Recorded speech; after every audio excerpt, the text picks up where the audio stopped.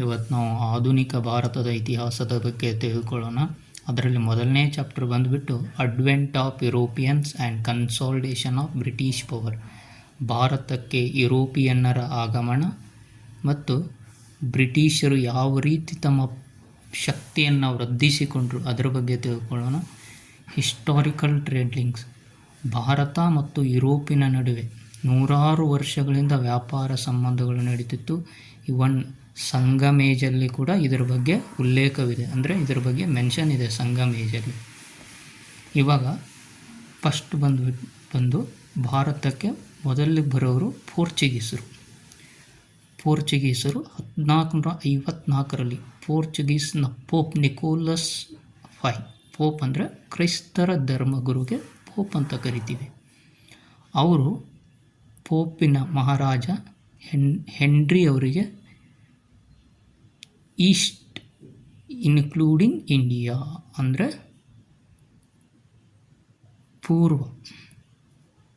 ಯುರೋಪಿನ ಪೂರ್ವ ದೇಶಗಳನ್ನು ಎಕ್ಸ್ಪ್ಲೋರ್ ಮಾಡಲಿಕ್ಕೆ ಪರ್ಮಿಷನನ್ನು ಕೊಡ್ತಾರೆ. ಅದರಲ್ಲಿ ಟ್ರೀಟಿ ಆಫ್ ಟೋರ್ಡಾಲಿಸಿಸ್, ಸ್ಪೇನ್ ಮತ್ತು ಪೋರ್ಚುಗೀಸ್ ನಡುವೆ ಟೋರ್ಡಾಲಿಸಿಸ್ ಒಪ್ಪಂದ ನಡೆಯುತ್ತೆ. ಈ ಒಪ್ಪಂದ ಏನಂದರೆ ಇಲ್ಲಿ ನಾರ್ತ್ ಅಮೇರಿಕಾ, ಸೌತ್ ಅಮೇರಿಕಾ, ಇಲ್ಲಿ ಯುರೋಪ್ ಮತ್ತು ಏಷ್ಯಾ, ಇಲ್ಲಿ ಆಫ್ರಿಕಾ ಇದೆ, ಇಲ್ಲಿ ಇಂಡಿಯಾ ಇದೆ, ಇಲ್ಲಿ ಅಟ್ಲಾಂಟಿಕ್ ಓಷನ್ನ ಈಸ್ಟ್ ಕಡೆಗೆ ಅಂದರೆ ಪೂರ್ವದ ಕಡೆಗೆ ಪೋರ್ಚುಗೀಸರು ತಮ್ಮ ವ್ಯಾಪಾರವನ್ನು ಮಾಡ್ಬೋದು. ಪಶ್ಚಿಮದ ಕಡೆಗೆ ಸ್ಪೇನ್ನವರು ತನ್ನ ವ್ಯಾಪಾರವನ್ನು ಮಾಡ್ಬೋದು. ಇದು ಅವ್ರ ನಡುವೆ ಒಪ್ಪಂದ ಆಗುತ್ತೆ.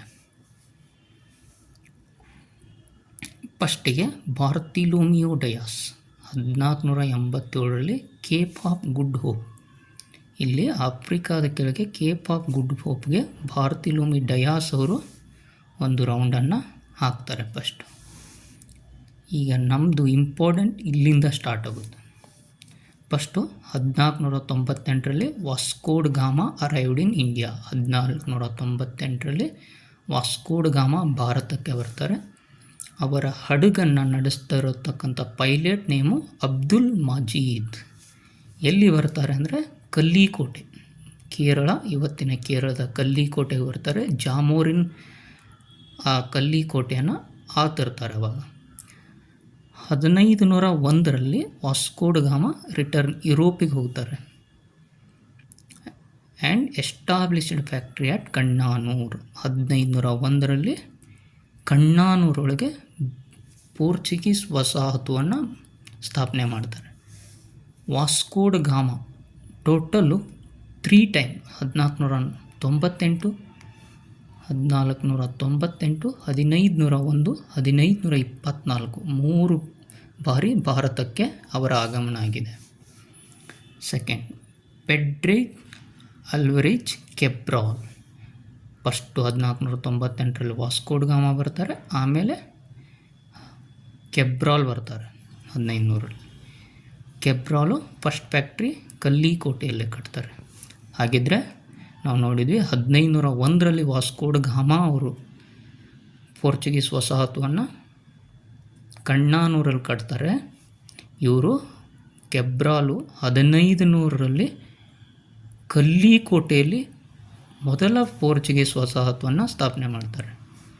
ಹಾಗಿದ್ರೆ ನಮಗೆ ಕ್ವಶನ್ ಕೇಳ್ಬೋದು, ಫಸ್ಟ್ ಪೋರ್ಚುಗೀಸ್ ಫ್ಯಾಕ್ಟ್ರಿಯನ್ನು ಕಟ್ಟಿದವರು ಯಾರಂದರೆ ಕೆಬ್ರಾಲ್. ಯಾಕಂದರೆ ಅವರು 1500ರಲ್ಲೇ ಕಲ್ಲಿಕೋಟೆಯಲ್ಲಿ ಸ್ಥಾಪನೆ ಮಾಡ್ತಾರೆ. ಆ ಫ್ಯಾಕ್ಟ್ರಿಯನ್ನು ಅರಬ್ಬರು ಅಟ್ಯಾಕ್ ಮಾಡ್ತಾರೆ. ಅರಬ್ಬರ ಅಟ್ಯಾಕ್ ಮಾಡಿದ್ದಕ್ಕಾಗಿ ಕೆಬ್ರಾಲ್ ಅದನ್ನ ರಿಟ್ಯಾಲಿಯೇಟ್ ಮಾಡ್ತಾರೆ, ಅಂದರೆ ಮರು ಆಕ್ರಮಣವನ್ನು ಮಾಡ್ತಾರೆ. ಯಾವ ಥರ ಅಂದರೆ ಅರಬ್ ಶಿಪ್ಗಳನ್ನ ವಶಪಡಿಸ್ಕೊಳ್ತಾರೆ, ಅರಬ್ಬರನ್ನು ಕೊಲೆ ಮಾಡ್ತಾರೆ, ಶಿಪ್ಗಳಲ್ಲಿರ್ತಕ್ಕಂಥ ಕಾರ್ಗೋ ಅಂದರೆ ಸರಕುಗಳನ್ನು ವಶಪಡಿಸ್ಕೊಳ್ತಾರೆ.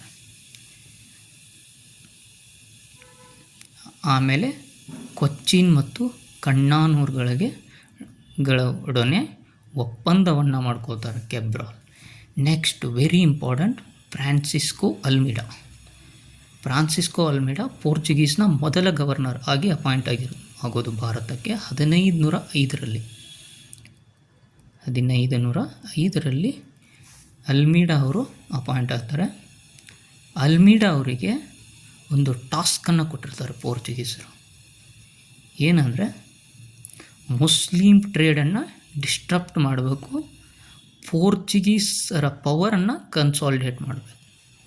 ಆಮೇಲೆ ಅಡೆನ್, ಓರ್ಮಜ್ ಆ್ಯಂಡ್ ಮಲಕ್ಕಾ ಈ 3 ಇಂಪಾರ್ಟೆಂಟ್ ಲೊಕೇಶನ್ಗಳನ್ನ ಸೀಸ್ ಮಾಡಿಕೊಳ್ಬೇಕು. ಅಂದರೆ ಅವರು ಪೋರ್ಚುಗೀಸರ ವಶಕ್ಕೆ ಅವುಗಳನ್ನ ತೆಗೆದುಕೊಂಡು ವ್ಯಾಪಾರವನ್ನು ಕಂಟ್ರೋಲ್ ಮಾಡಬೇಕು ಕಂಪ್ಲೀಟಾಗಿ. ಇವರು ಅಲ್ಮೀಡಾ ಜಾಮೋರಿನ್ ಅವರ ವಿರುದ್ಧ ಇರ್ತಾನೆ ಆವಾಗ. ಆಮೇಲೆ ಮಾಮಲುಕ್ ಸುಲ್ತಾನ್ ಆಫ್ ಈಜಿಪ್ಟ್ ಕೂಡ ಇವರ ವಿರುದ್ಧ ಇರ್ತಾನೆ. ಅಲ್ಮೀಡಾ 1508ರಲ್ಲಿ ಈಜಿಪ್ಟ್ ಮತ್ತು ಗುಜರಾತಿಯರನ್ನ ಮರು ಆಕ್ರಮಣ ಮಾಡೋದ್ರ ಮೂಲಕ ತಮ್ಮ ಶಕ್ತಿಯನ್ನು ತೋರಿಸ್ತಾರೆ. He implemented blue water policy, very important, blue water policy ಅಥವಾ ಕಾಟೇಜ್ ಸಿಸ್ಟಮ್ ಅಂತೀವಿ. ಬ್ಲೂ ವಾಟರ್ ಪಾಲಿಸಿ ಅಂದರೆ ಇಂಡಿಯನ್ ಓಷನ್ನಲ್ಲಿ ಕಂಪ್ಲೀಟಾಗಿ ಪೋರ್ಚುಗೀಸರೇ ತಮ್ಮ ಪಾರುಪತ್ಯವನ್ನು ಮೆರಿಬೇಕು. ಅದು ಬ್ಲೂ ವಾಟರ್ ಪಾಲಿಸಿಯಲ್ಲಿ ಇಂಡಿಯನ್ ಓಷನ್. ಕಾಟೇಜ್ ಸಿಸ್ಟಮ್ ಅಂದರೆ ಯಾವುದೇ ಒಂದು ಹಡಗು ಮೂವ್ ಆಗಬೇಕಂದ್ರೆ ಈಸ್ಟ್ ಇಂಡಿಯಾ ಕಂಪ್ನಿಯಿಂದ ಪರ್ಮಿಷನನ್ನು ತೆಗೆದುಕೊಂಡಿರ್ಬೇಕು. ಯಾಕಂದರೆ ಬ್ಲೂ ವಾಟರ್ ಪಾಲಿಸಿಯಲ್ಲಿ ಇಂಡಿಯನ್ ಓಷನನ್ನು ಪೋರ್ಚುಗೀಸರು ಕಂಟ್ರೋಲ್ ಮಾಡ್ತಿರ್ತಾರೆ. ಅದರ ಸಲುವಾಗಿ ಅದರ ಸಂಬಂಧ ಯಾವುದೇ ಒಂದು ಹಡಗು ಇಂಡಿಯನ್ ಓಷನಲ್ಲಿ ಮೂವ್ ಆಗಬೇಕಂದ್ರೆ ಅದು ಈಸ್ಟ್ ಇಂಡಿಯಾ ಕಂಪ್ನಿಯ ಪರ್ಮಿಷನನ್ನು ತೆಗೆದುಕೊಂಡಿರಬೇಕು. Next Alphonso Albuquerque. Next Almeida ಆದಮೇಲೆ ಬರೋರು ಅಲ್ಬುಕರ್ಕ್. ಇವರನ್ನು real founder of Portuguese power ಅಂದರೆ ಪೋರ್ಚುಗೀಸರ ನಿಜವಾದ ನಿರ್ಮಾಪಕ ಅಂತ ಅಲ್ಬುಕರ್ಕ್ ಅವ್ರಿಗೆ ಕರೀತಾರೆ. ಇವರು ತಮ್ಮ ಪೋರ್ಚುಗೀಸ್ ಬಲವನ್ನು ಓರ್ಮುಜ್, ಮಲಬಾರ್, ಮಲಕ್ಕಾಗಳನ್ನ ವಶಪಡಿಸೋದರ ಮೂಲಕ ತಮ್ಮ ಬಲವನ್ನು ಇನ್ನಷ್ಟು ವೃದ್ಧಿಗೊಳಿಸಿಕೊಳ್ತಾರೆ. ಎಕ್ಸ್ಪಾಂಡ್ ಅಂದರೆ ವೃದ್ಧಿಗೊಳಿಸು. 1510ರಲ್ಲಿ acquired Goa from Bijapur sultan. 1510ರಲ್ಲಿ ಗೋವಾವನ್ನು ಬಿಜಾಪುರ ಸುಲ್ತಾನರಿಂದ ವಶಪಡಿಸ್ಕೊಳ್ತಾರೆ. UPSC 2022ರಲ್ಲಿ ಕೇಳಿದ್ದಾರೆ. Introduce new crops like tobacco, cashew, ತಂಬಾಕು, ಕ್ಯಾಶಿಯೋ ಅಂದರೆ ಗೋಡಂಬಿ, ಇವುಗಳನ್ನ ಇಂಟ್ರೊಡ್ಯೂಸ್ ಮಾಡ್ತಾರೆ. ಇವಾಗ UPSC ಟ್ರೆಂಡ್ ಇದು. ಈ ಥರದ ಕ್ವಶನ್ಗಳನ್ನ ಲಾಸ್ಟ್ 2 ವರ್ಷದಲ್ಲಿ ಕೇಳ್ತಾ ಹೋಗಿದ್ದಾರೆ.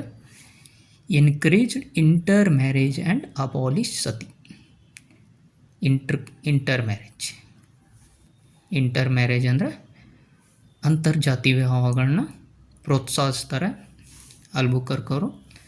ಆಮೇಲೆ ಸತಿ ಪದ್ಧತಿಯನ್ನು ಅಬಾಲಿಷ್ ಮಾಡ್ತಾರೆ. ಸತಿ ಅಂದರೆ ಗಂಡ ತೀರ್ಕೊಂಡ ನಂತರ ಹೆಂಡತಿ ಕೂಡ ಮರಣವನ್ನು ಹೊಂದಬೇಕು. Instituted permit system for other ships. ಬೇರೆ ಯಾವುದೇ ಹಡಗುಗಳು ಹೋಗ್ಬೇಕಂದ್ರೆ ಇವರ ಪರ್ಮಿಷನನ್ನು ತೆಗೆದುಕೊಂಡಿರಬೇಕು. ಇವಾಗ ನೆಕ್ಸ್ಟು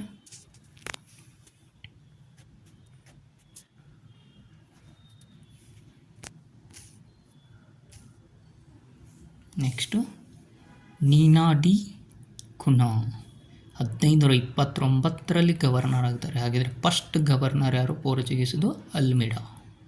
ಇವರು second governor Nuno da Cunha. First capital ಪೋರ್ಚುಗೀಸದು ಕೊಚ್ಚಿ ಇರುತ್ತೆ, ಅದನ್ನು ಗೋವಾಕ್ಕೆ ವರ್ಗಾವಣೆ ಮಾಡ್ತಾರೆ 1530ರಲ್ಲಿ. ಯಾರು? Nuno da Cunha. ಫಸ್ಟ್ ಪೋರ್ಚುಗೀಸರ ಕ್ಯಾಪಿಟಲು ಕೊಚ್ಚಿ.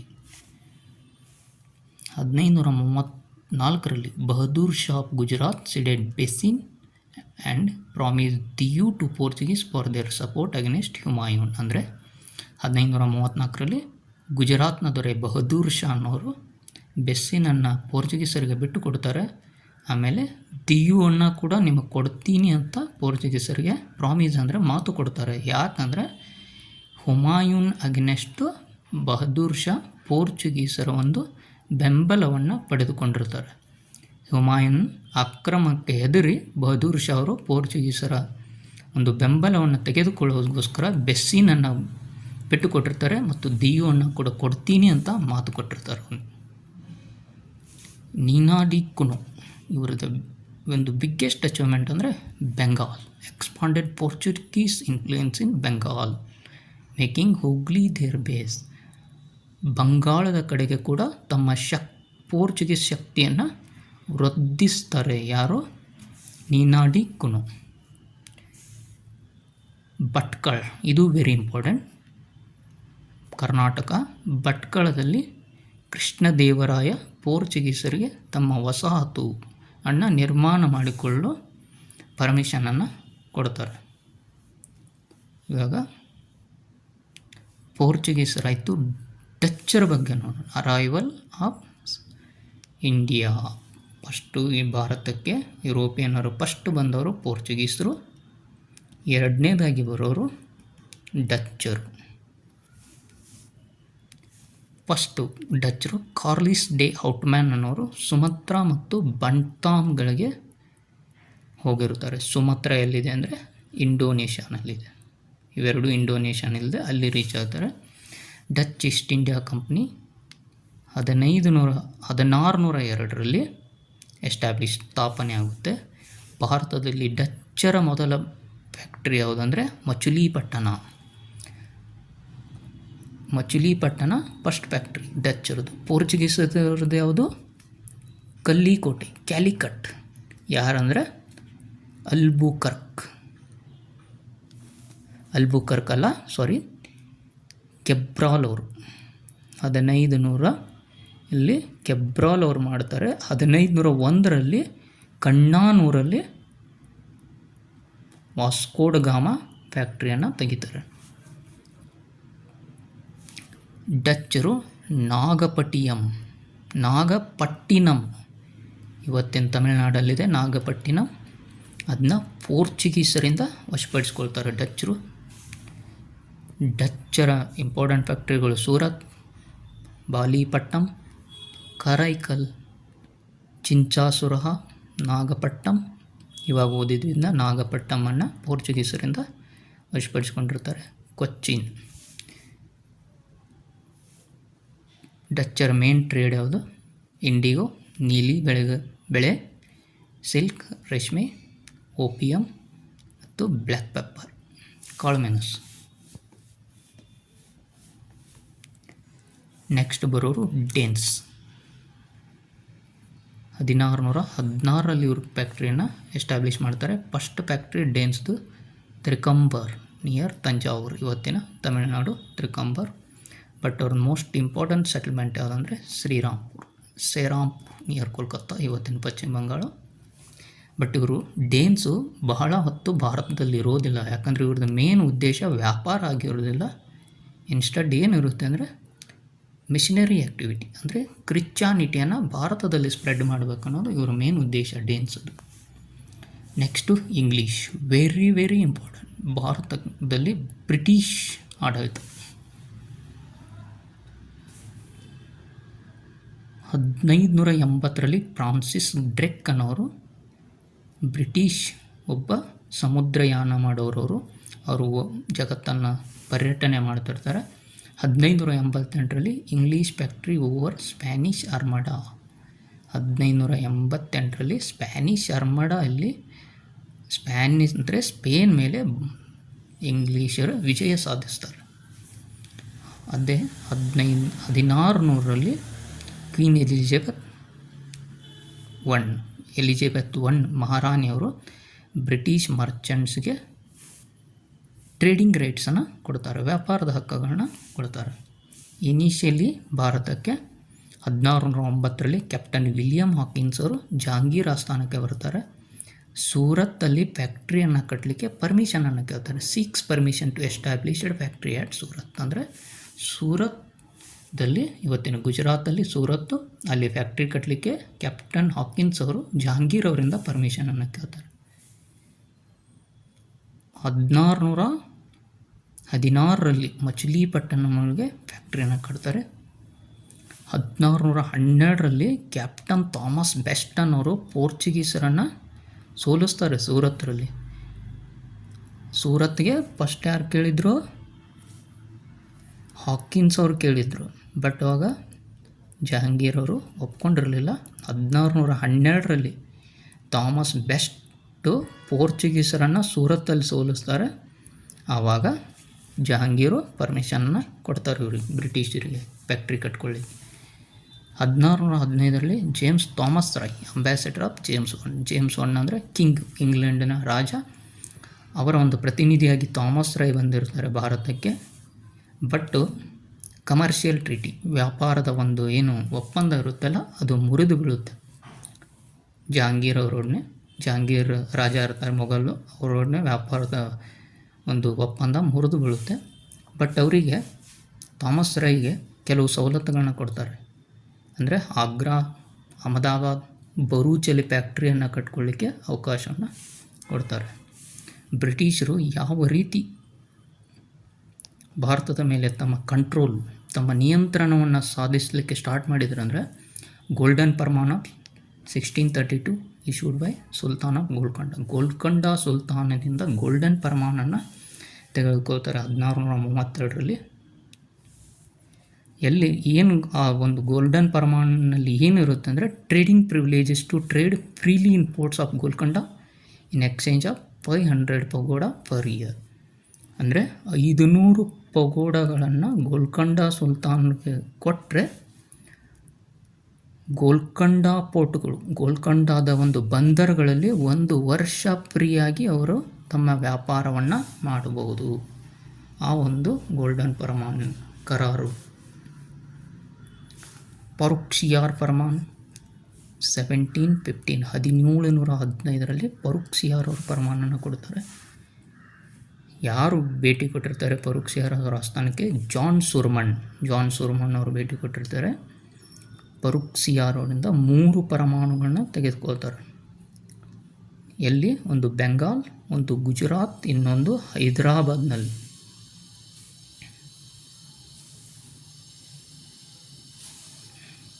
ಆಮೇಲೆ ಬೆಂಗಾಲ್ನಲ್ಲಿ ನೋಡ್ರಿ, ಎಕ್ಸಂಪ್ಷನ್ ಫ್ರಮ್ ಎಡಿಷ್ನಲ್ ಕಸ್ಟಮ್ಸ್.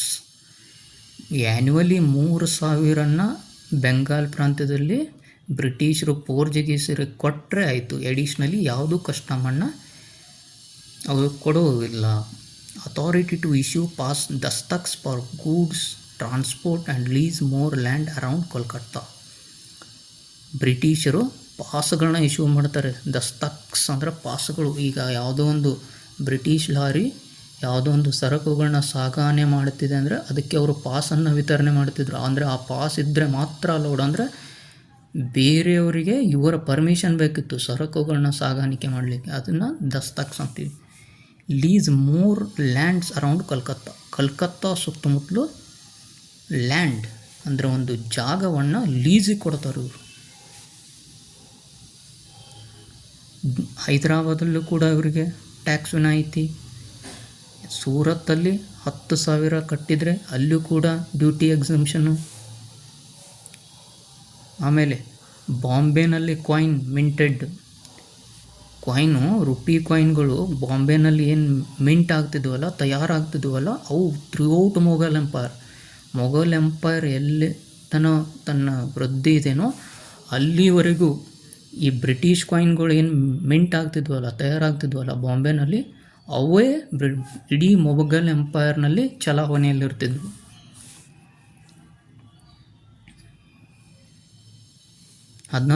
ರಲ್ಲಿ authority to appoint admirals for its navy and mint various coins. 1686ರಲ್ಲಿ ಬ್ರಿಟಿಷ್ ನೇವಿಗೆ ಅಡ್ಮಿರಲ್ಗಳನ್ನು ಅಪಾಯಿಂಟ್ ಮಾಡಲಿಕ್ಕೆ ಪರ್ಮಿಷನ್ನ ಸಿಗುತ್ತೆ ಮತ್ತು ಬೇರೆ ಬೇರೆ ಕಾಯಿನ್ಗಳನ್ನ ಮಿಂಟ್ ತಯಾರು ಮಾಡಲಿಕ್ಕೆ ಅವರಿಗೆ ಪರ್ಮಿಷನ್ ಸಿಗುತ್ತೆ.